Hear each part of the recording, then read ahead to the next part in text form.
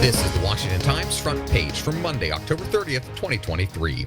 Thanks for starting your week with us. I'm George Gerbo. House Republican opposition to Ukraine aid is solidifying under Speaker Mike Johnson. Alex Miller reports Johnson gave President Biden a report asking questions about the strategy for the war and how long it would take.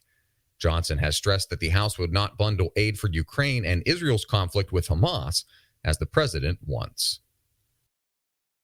More than a dozen House lawmakers, all but one of whom were Democrats, opposed a resolution last week condemning Hamas's attack on Israel.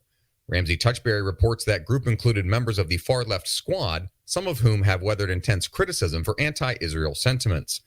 The House's non-binding resolution passed 412 to 10 last week.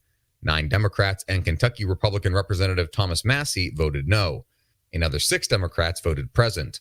A similar pro-Israel resolution passed the Senate unanimously last week on a 98-0 vote.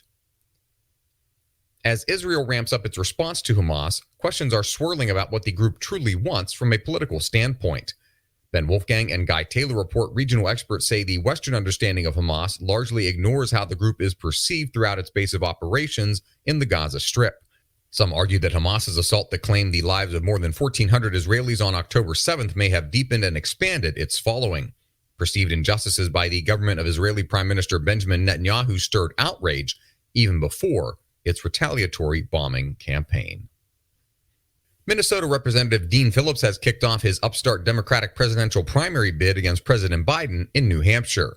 Seth McLaughlin reports the announcement comes days after the Biden campaign announced he wouldn't be appearing on the ballot there after trying and failing to strip the Granite State of its traditional first-in-the-nation primary status. The situation has raised serious concerns among the president's supporters in New Hampshire. Phillips said he has affection and gratitude for Biden, but it is time for the torch to be passed to a new generation of American leaders.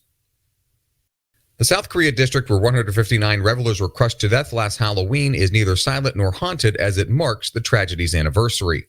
Andrew Salmon reports the pedestrian alley lined with clubs and bars in Seoul was absent decorations or references to Halloween, though the side alley where the tragedy occurred is still open to foot traffic. A crowd surge last year led to a crush in that narrow alley in a Seoul nightlife district. The disaster was blamed on a lack of preparation and crowd control measures.